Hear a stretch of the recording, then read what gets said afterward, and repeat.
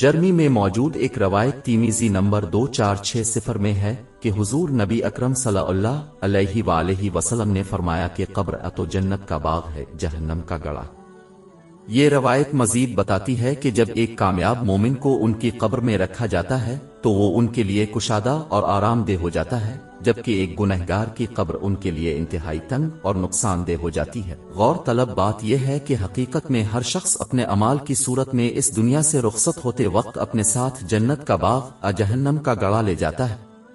अगर कोई मुसलमान अल्लाह ताला की इताअत करता है, इसके अहकाम की तामील करता है, इसकी ममानतों से इज्तिनाब करता है और रसूल अल्लाह सल्लल्लाहु अलैहि वसल्लम की रवायत के मुताबिक सब्र के साथ तकदीर का सामना करता है, तो ये यकीनी बनाएगा कि वो उन नेमतों को इस्तेमाल करेगा जो उनके पास हैं, अल्लाह ताला को राजी करने के तरीकों से अता किया गया है।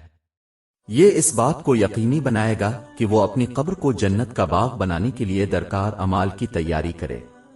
लेकिन अगर वो अल्लाह ताला की नाफरमानी करते हुए इन नेमतों का गलत इस्तेमाल करेंगे जो इन्हें अता की गई हैं, तो उनके गुनाह जहन्नम के गड़े को पैदा कर देंगे जिसमें वो क़यामत तक आराम करेंगे। इसलिए मुसलमानों को आज ही अमल करना चाहिए और इस तैयारी में ताखीर नहीं करनी चाहिए, क्योंकि मौत का वक्त मालूम नहीं और अक्सर अचानक आ जाता है। आने वाले कल तक ताखीर करना बेवकूफ़ी है और ये सिर्फ पछतावे का बाइस बनता है।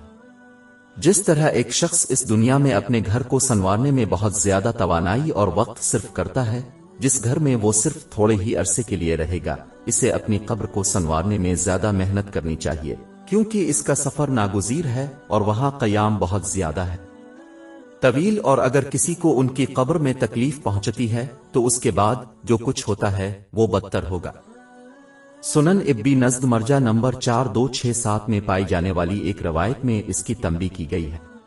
किसी को ये कभी नहीं भूलना चाहिए कि लोग और दुनियावी चीजें जैसे कि उनका कारोबार, वो अपनी तवानाई का ज्यादातर हिस्सा इसके लिए वक्फ कर देते हैं। जब वो उन्हें तर्क कर देंगे, उनकी कब्र तक पहुंची, उनके साथ सिर्फ उनके अमाल होंगे, वही अमाल जो ये तय करेंगे कि उन्हें जन्नत के बाग में रखा जाएगा जहन्नम के गड़े में। आखिर में किसी शख्स को ये फर्ज करने में धोखा नहीं देना चाहिए कि इसका ईमान इसके जन्नत के बाग को यकीनी बनाने के लिए काफी है। ईमान एक बातनी कैफियत है जो जाहिरी तौर पर अपने अमाल से जाहिर होती है। दिलों के जानने वाले ने यही हुक्म दिया है। बाब 16 अल-नहल आयत 97। जो शख्स नेक आमाल करेगा, मर्द हो या औरत, और वो मोमिन भी होगा, तो हम उसको दुनिया में पाक और आराम की जिंदगी से जिंदा रखेंगे और आखिरत में उनके आमाल का निहायत अच्छा सिला देंगे। और सच्ची बात यह है कि जिस तरह ईमान एक दरख्त की मानिंद है, इसी तरह उसकी आबियारी और परवरिश अमल साले से होनी चाहिए।